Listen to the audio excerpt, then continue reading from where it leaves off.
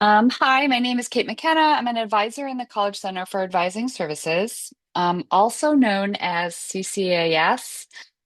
Welcome and thank you for joining us today. Please use the Q&A link at the bottom of the screen to post your questions. And then, as Devin said, some questions will be answered live at the end of our presentation.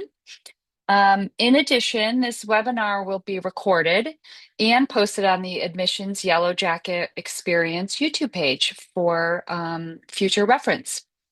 Also joining me today are two advisors and a peer advisor from CCAS. I will let them introduce themselves. I'm going to start with Isabella since she's right to my left.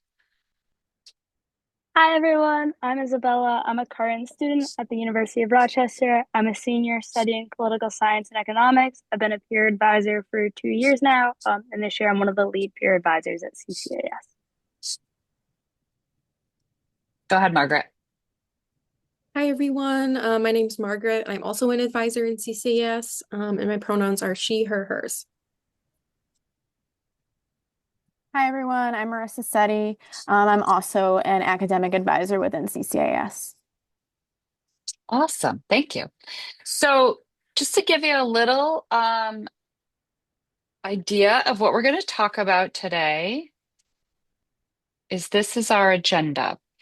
CCAS provides academic advising support and guidance throughout your time at Rochester. And what we're going to talk about are some of the things that we do. So we're going to talk about academic advising from orientation to graduation, including the peer advising program, which Isabella's going to talk about. And then we're going to just slightly touch on Hagem School of Engineering and Applied Sciences. We'll talk about the Rochester Curriculum and how it works, which is your degree requirements, which includes majors, minors, and clusters, important academic information, and we'll touch on just a few courses that are good for first semester students, some special academic opportunities. We'll give you a QR code for new student orientation. And we're going to also answer questions live at the end in addition to the chat. Um, so I'm going to turn it over to Margaret to talk about academic advising. Hello everyone. Our academic advising program is very collaborative and student-centered. Folks in our office, we work really close together to support all of our students. And we have partnerships all over the university with faculty, other staff, and students. So all incoming first-year students, as well as transfer students, are assigned a college advisor, and your college advisor will work with you from now when you start until graduation. So as advisors, we're responsible first for getting to know you and your academic goals. And then from there, we help you with your academic planning and anything else that might come up surrounding that. All of our advisors here are very experienced professionals. We work closely with students and we know the campus very well. So beyond advising questions, if you have just any general questions, we can usually field those as well. So some of the things we can help you with are developing your education and career goals, connecting you to resources, if you think you might need like tutoring help or study groups, things like that. Providing guidance if you feel stuck within a course, you're not really feeling like you're progressing well or not performing very well as you think you would have been able to. And another important piece is that we make sure that students are on track for graduation. So when you formally declare your major, students, you'll be assigned to a faculty advisor in your specific program study area. So we have some additional campus partners that also have college advisors within them, and those include the Office of Minority Student Affairs, the Kern Center, the Green Center, which is our career center. We have some advisors in the undergraduate business program, advisors in the international student affairs team, and then there's advisors also in the Hagem School of Engineering and Applied Sciences.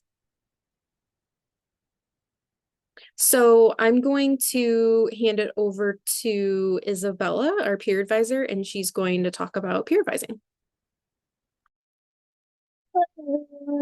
So at CCAS, we have the Peer Advisor Program. We are fellow undergraduate students who are a comfortable, non-intrusive resource for students. We help connect students to campus resources, interpret university policies, find any forms or specific policies that they're looking for, and we help them to declare majors, make connections with faculty, and review research opportunities. We're located at the front desk right when you walk in, and all of our emails are also available on the website, so students are able to email us if they wanted to ask us questions or set up meetings with us. But we're here as an additional support as well. Isabella, do you want to talk about why you chose Rochester? Sure, I can decide. I can talk about it. So I was actually sort of unaware of Rochester. I received the George Eastman Award my junior year of high school, and I got my admission fee waived, so I thought I might as well apply. And I I'm from New England, so I got into a lot of New England schools, and there was something that was sort of like missing from all of them. I also was doing it during COVID, so I couldn't go see campuses. I had to rely a lot on what was said in interviews and seminars, and the way people talked about Rochester was very different from the way people talked about the other schools. And everyone who talked about Rochester made it very much sound like a home. And I've found that over the past 4 years too. It's a really nice school. I like to say you're always meeting new people, but you're also always seeing someone you know, which I really like. So it allows you to be really comfortable while still getting new experiences. I've really loved it. It's great. I've been able to do a lot of things I didn't anticipate doing. I do research for political science. I was able to double major. I studied ASL, which wasn't even on my radar freshman year, but I got to do it. So it's just gotten me a lot of opportunities. I've met so many people, and it's a really great place. Sad to be graduating, but it's wonderful here. Thanks, Isabella. I think Marissa, you are up next. Thanks, Kate. Hi again, everyone. So I'll be talking a little bit about the Hagem School of Engineering and the key differences and how we bridge that gap between School of Arts and Sciences. So for all of you joining the webinar today, you applied to the U of R, but behind the scenes, we sort students into two schools, the Schools of Arts and Sciences, or SAS, and the Hagem School of Engineering. In most ways, the student experience is the same regardless of what you're studying, but we do have this slide to talk about some key differences. So let me just start off by saying when I say Hagem, you'll hear students just say Hagem. That refers to all engineering majors as well as computer sciences, data sciences, optics, and geomechanics. Altogether, students with Hagem majors comprise of about 30% of the student body. The Rochester Curriculum, which you may have heard of already, encourages exploration, and we expect that many of you will change your educational goals during your time here. So if you have changed your interests between now or up to today, or even through orientation, it is just a simple online form to change your major and change your mind. The processing of this form may result in a change of academic advisor to who has expertise in your interests. It is also important to note there are no restrictions on engineering courses from arts and science students or vice versa. Arts and science students can also take Hagem courses. It's very common for students in the social sciences to take computer programming or web development classes, or students in the arts to take audio recording and sound design. And Hagem students do complete clusters within the School of Arts and Sciences. So the key difference that I was referring to is what pertains to academic advising. At the start of the fall semester, HAGEM students are assigned additional advisors from their intended major, whereas students in the arts and sciences will get assigned a departmental advisor once they have declared their major. That usually occurs in the spring semester of your sophomore year. Um, Aside from that, the rest of the content in this presentation will be the same for HAGEM and arts and science students. All students share the same academic resources, co-curricular activities, support offices. I will mention, as you see it at the bottom of the slide, HAGEM is also having their own specific Zoom webinars that you are more than welcome to join as well. I'm going to talk about the Rochester Curriculum overview. So a fundamental premise of the Rochester Curriculum is that it's flexible and interest-driven. That means you'll make many choices as you formulate your academic plans and decide on the subject you wish to explore.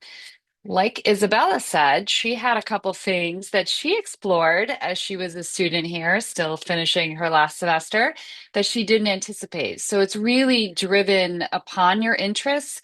Like she said, she chose ASL, didn't know that she was going to like ASL, so she pursued it.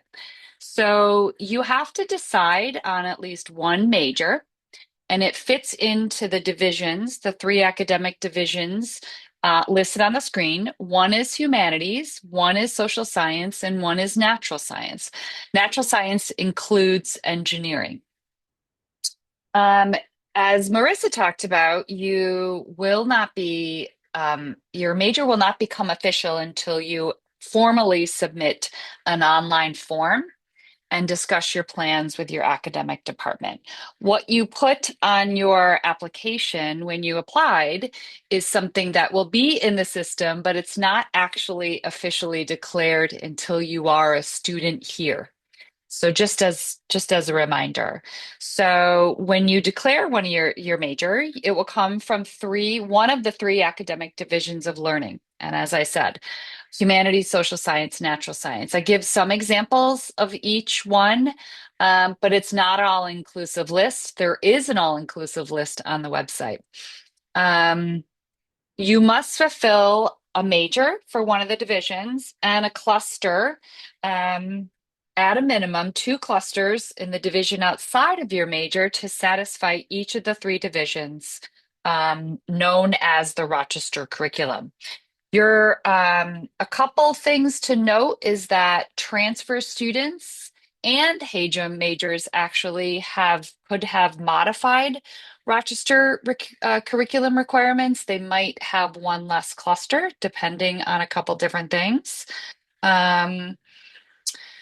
The primary writing is another one on this list. It's the primary writing requirement. You will take your first semester or second semester here, but definitely in your first year. To talk a little bit about clusters can be confusing for students. Clusters are a set of three related courses that consists of 12 credits. So most of our courses here are 4 credits each, and you would take 3 of those to fulfill a cluster. What that means is that you don't just choose whatever courses you want. They have to be part of an existing and official cluster. And we have what we call a cluster search engine that you could look at all of the many, many clusters. There are probably close, I think last time it was over 200, close to 250, something between that number. So there's a lot to choose from. In many, many different subjects. The other part of your Rochester curriculum is the 128 credits. And it says or more on this because it depends on if you are a HAGEM major, you might need a couple more credits. If you're a double degree student, you might need a couple more credits, but traditionally, pretty much the majority of students have 128 credits that they have to reach. What that means is they take 16 credits a semester for 8 semesters, which is 4 years, and that brings you to 128. So, and then you need an average of a C, a grade of C or better in everything you do. Not a grade of C, but an average of a C. A C is a 2.0. That's equivalent to a 2.0. So in your 128 credits to finish, you need an average of a C. In your majors and your clusters and your minors and your primary rating actually is just one course, you need a C, but everything else you need an average of a C, um, or better to finish and to meet your degree requirements. Okay, I'm going to turn it over to Margaret. So we're going to talk about some important academic information for all of the incoming students. We have some QR codes, so you can scan those to go to the specific pages that we have information on for, but I'm going to do an overview of each. But please feel free to use the QR codes to go to the page to have like comprehensive information on all of them. So Kate mentioned the primary writing requirement in the last slide. The primary writing requirement is the one required course that we have for all students. Most students take the semester-long Writing 105. There are alternate options as well, depending on one's reading level and writing level. There are specific guidelines for transfer students as well. So if transfer students might have taken a similar course, like an English composition or something like that, that can be counted as the primary writing requirement, or PWR, because it's a lot to say. So that's a difference there. You'll learn more about that process this summer when you have more information from your advisors about that PWR piece. So like I said before, you can scan the QR code to get more information on that. But we do have different ways to meet that primary writing requirement. So moving on, we do have an enrollment policy. The expectation is that students are here for 8 full-time semesters, like Kate said. And early graduation is possible, but students can't accelerate their graduation by more than 1 semester. So the minimum amount of semesters that you would need to be here is 7. And that really depends on, if you transferred in any credits, how many you might have transferred in if you're a transfer student. And that's obviously a conversation that students would have with their academic advisor for sure. So an important piece, this is all important, but this is important and timely for incoming students. Exam credit and college courses taken in high school. Many students enrolling at the U of R are eligible to receive college credit through AP or IB exams that you might have taken, or if you've taken courses at a college while still in high school. So an important part of this is that if you are taking or did take college courses while you were in high school, you have to have been enrolled in college coursework through a college. So if you went to classes in person, that's fine. Or if you took them remotely, that's okay too.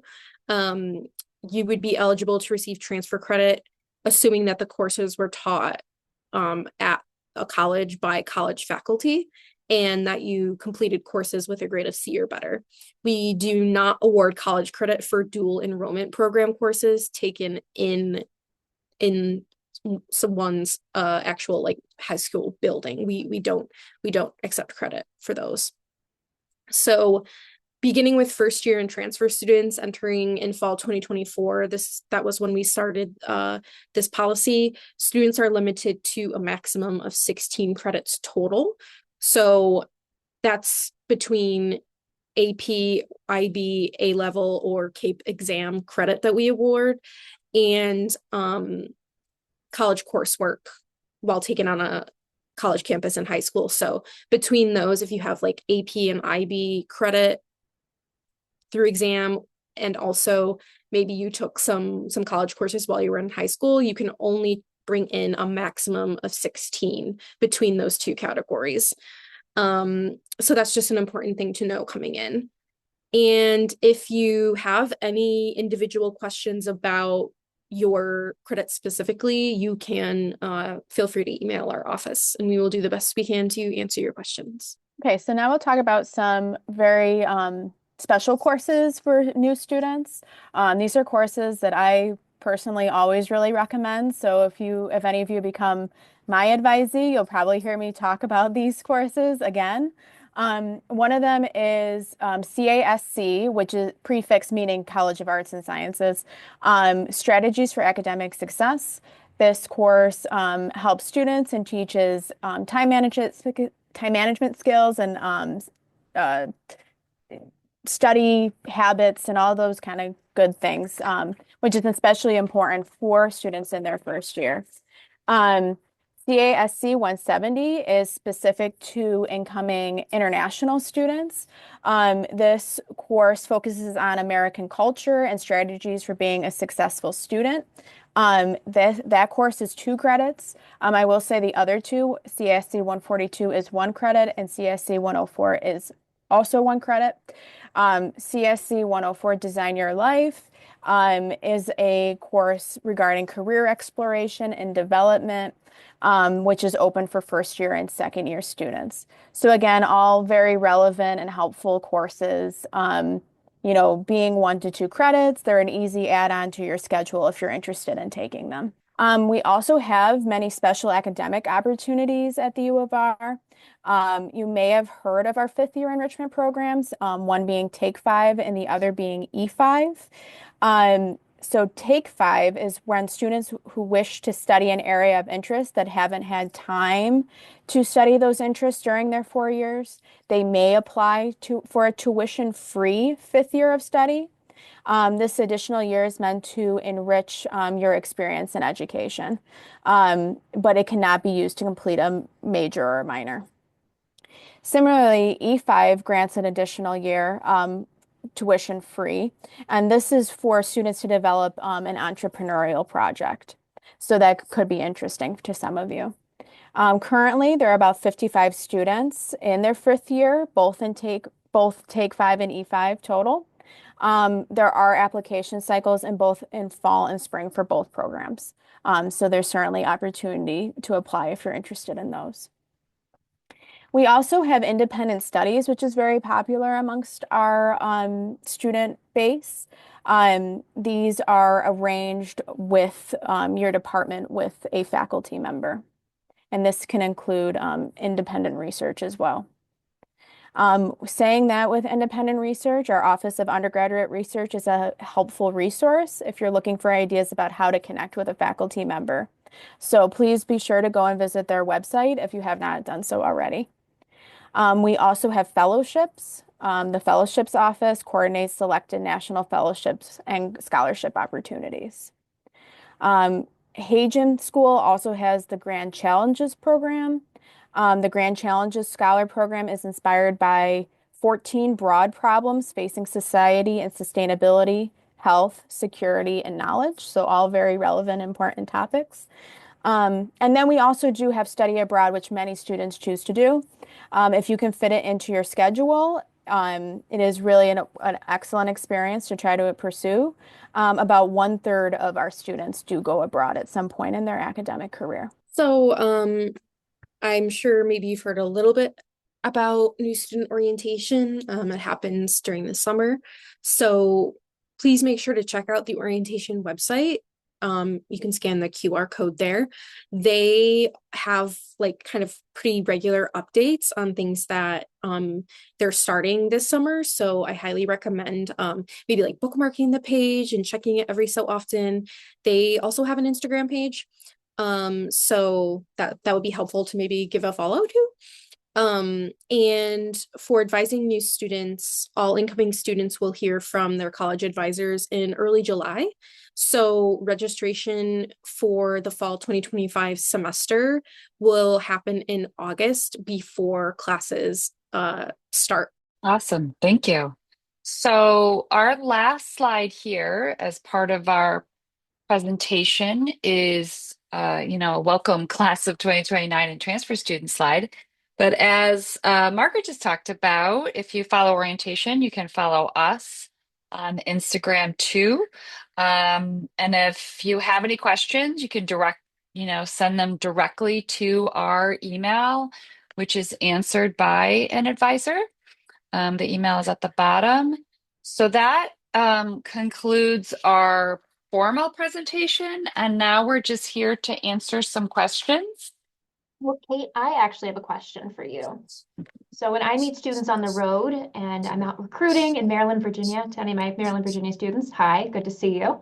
I often get students that are so excited to take courses and are wondering if they're able to take more than 128. And if they are doing something akin to overloading, how does that work at Rochester? Good question. So, as we talked about before, the Rochester Curriculum requirements, which are your degree requirements, 128 is going to be the minimum, right? But there are students that do take more than that. You can, but not your first semester. Your first semester really has to be 16, 17, 18, or 19, right? It is the 19 is the magic number. 20 credits is 5 courses, and that is considered an overload at the University of Rochester. And we don't permit first year students to do that, but you can do that in a semester, starting your second semester, if you meet a GPA requirement. Um, there is a max of credits that you can do while on financial aid, which is a very, very large number. I'm not even going to tell you what that is, because there's not a ton of students that fit that, but it is a lot. It's a lot. So you do have to be careful about how many credits you take. Um, I think Margaret talked a little bit about the enrollment policy, right? So students can overload each semester, but knowing that you have to be here at the university for 7 full-time semesters. So just keep that in mind as you're doing it, but it's definitely a possibility. And is there an additional cost to take more classes, Kate? Not at this time, no. It is all included in your flat rate tuition each semester. So it is semester by semester, but no, there is no cost. I Good was question. gonna, oh, sorry, I was gonna No, mention go ahead. that there is a GPA requirement in order to overload. So I know with some of my students that might plan ahead on overloading, I always have them come up with a contingency plan in case they, for some reason, do not meet that GPA requirement. It's always good to have an alternative plan because you just never know. So it's good to keep in mind that there is that GPA requirement, and that's pretty strict. So good information to have in the back of your head. And Kate and Margaret, let's say I'm a student who's really excited to take some other classes, maybe some courses outside my major. I'm not really sure if I want to take them for a grade. I just kind of want to explore and sit in the courses. Is that an option that exists at Rochester? So you can audit a course. It's an agreement with the instructor, so you have to get permission from that instructor in order to audit the course. So we do have students that will do that, so they can kind of just explore a topic without, receiving a grade. Some professors will ask students to actually do the work in hand and assignments. So it really depends on the instructor, but there is an agreement that has to be made, and the instructor has to be okay with students auditing their course. Okay, one more question I have. Yeah. So obviously a lot of the students on this call are going to be incoming first year students, and as advisees, what is some advice you tend to give to students that are coming into their first semester at Rochester as they're starting to think about, their first year, maybe thinking about their 2-year plan? What's some sage advice you'd have for those students? You okay if I jump in on this one? Yes, please, Isabella. Okay, because I am also what is known as a first year fellow. So the great thing about Rochester is we have a lot of support in residential halls too. First year fellows are upperclassmen that live in first year dorms to help with the academic transition to college and with career readiness. I've been a fellow for 3 years, so I interact a lot with freshmen. And one thing I tell my residents is always, always, always try new things. When I was a freshman, I joined the rowing team. I had never done rowing. I lasted 3 months, but I won a medal, and I can say I'm a medal-winning collegiate athlete.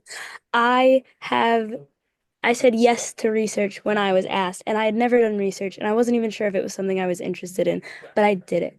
Don't like say yes to things that make you uncomfortable, obviously, but like be open to trying new things and don't be afraid to do something, even if you've never done it before, because you might love it. I love research now that I have done it, and it's what I'm pursuing afterward.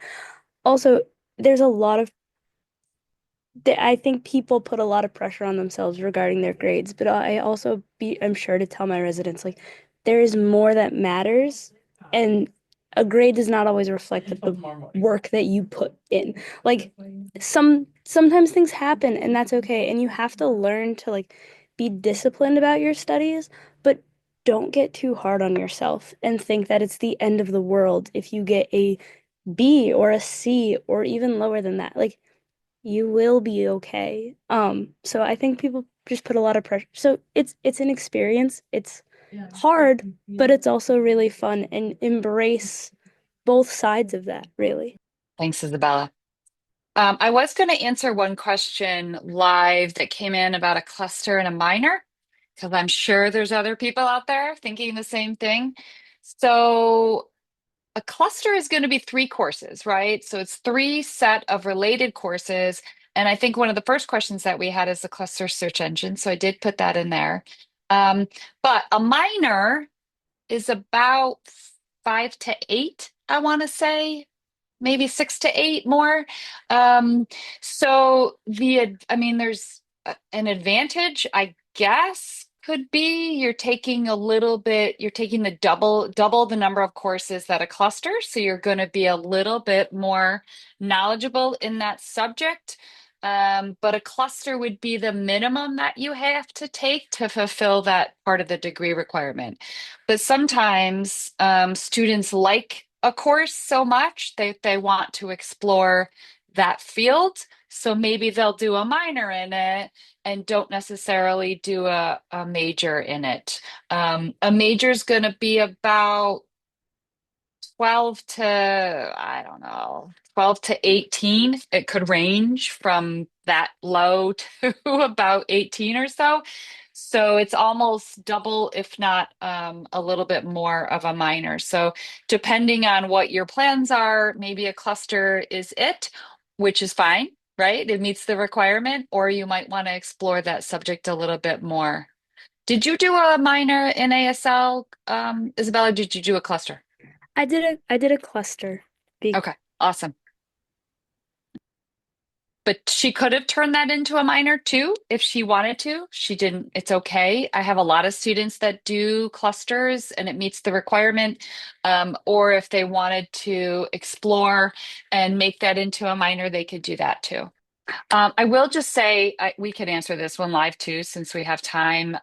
In the grade program, which is the education connecting with Warner School of Education, you will have an advisor with Warner, and you'll also have a grade advisor here, so they can walk you through taking those classes and choosing what classes you need for then your graduate degree. I'm not a grade advisor, so I don't know specifically, and I can't answer specific classes, but you will have an advisor that is well versed in that. So we have a question. And someone asked, would it be okay to take just 3 courses, which would be 12 credits in the first semester? So the answer is that yes, that would be okay. That is considered full-time. 12 credits is considered full-time. I will say that in order to make your 128 credit requirement, that somewhere down the line, you'll have to take maybe an 18 credit semester or a 20 credit semester. So that's totally fine to ease into things, but you just want to keep in mind that kind of governing, not rule we have, but it's just helpful to do 16 credits per semester over 8 semesters, because 16 times 8 equals 128. So just keep in mind that you'll have to, get those credits in somewhere else. And we have a helpful tool in our student system where you see your courses and stuff that keeps track of your credits earned. So that's helpful as well. And also, when in doubt, ask your academic advisor. We can also answer the other question that's in there about a double major.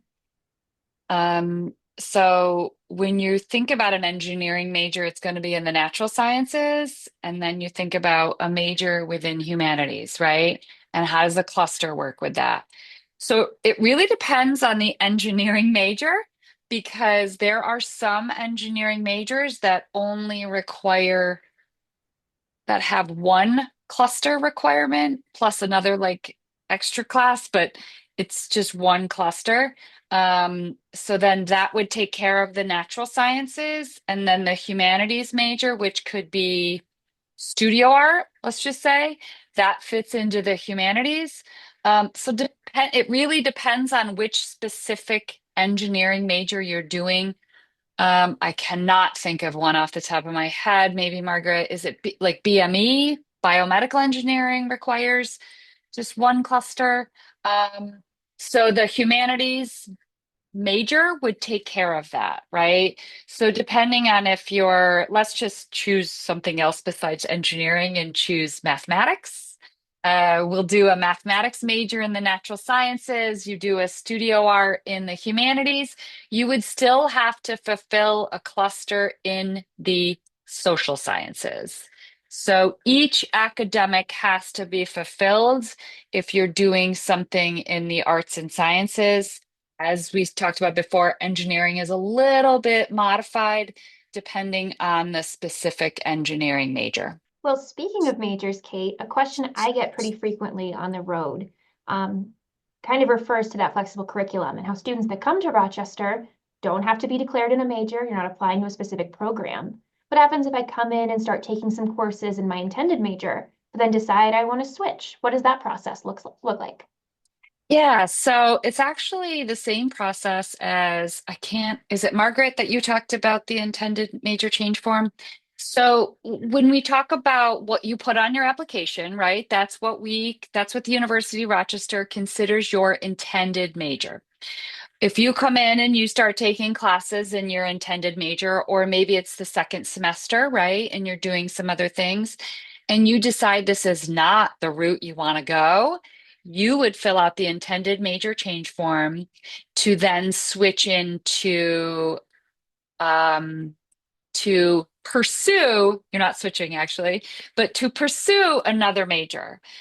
We have students that maybe do that for them a few times, right? And to figure out what they want to do. They're exploring their first semester, they're exploring their first year, and then they decide, oh my gosh, um, I do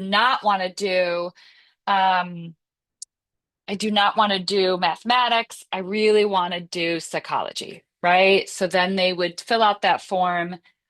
Within the School of Arts and Sciences, your college advisor doesn't change when you move within the School of Arts and Sciences. Where it could change, as Marissa talked about it, is when you move in and out of HAGEM, right? You're going into a HAGEM major, you're going out of a HAGEM major into the School of Arts and Sciences. So, but that's definitely something, it's really just an online form, pretty quick. Marissa actually helps with this process, so it's a pretty quick process. And then you would be connected to that department within our student information system, which we call, actually, I've heard it called You Are Student, and heard it called Workday. Workday is the company, and then You Are Student is the system. So you'd be connected to that department as your intended major, and you would get emails from them. And then when you officially declare, usually at the end of your sophomore year, you would continue to get emails from them. So, but it is important to change your intended major if you are going to pursue something different. Well, Kate, is there anything that we didn't get a chance to cover? I think we talked a lot about Rochester Curriculum, which I really think is important. Isabella, do you want to add anything from the student perspective? About like the Rochester curriculum or anything? Anything. I mean, you've talked about peer advising, you've talked about why you chose Rochester. But is there anything else you want to talk about as a student? Um, I don't know. It's very broad, right? But if you want to focus on the Rochester curriculum, how about that? Focus on the Rochester curriculum. Okay. Okay. Sorry. So as we mentioned, the Rochester curriculum makes sure that you get experience in all different levels, all different types of classes. So I came in as a political science and economics major. It's how I will graduate as well. But it's really allowed me to sort of explore without having to take any class that I don't want to take. So I'm not a very STEM person. I'm I'm okay with math, but I have to be for econ. But I'm not super into bio or chemistry or any engineering. And some colleges do require that you take a general bio, general chem, general physics class. Um, so when I got to Rochester, that was one of the things that actually really drew me to it, like not having to take those courses. And even though you have to do a natural science engineering, you have to do a humanities and social science, you get to pick. And I really liked having that variety of what I got to pick. So when I came in my freshman year, I thought my humanities cluster was going to be some sort of communication. I thought I wanted to be a lawyer. I thought I wanted to go into campaigning. I do not. But so I took a intro to public speaking class. It was very good. Um, but then I decided I wanted to switch. I didn't like it.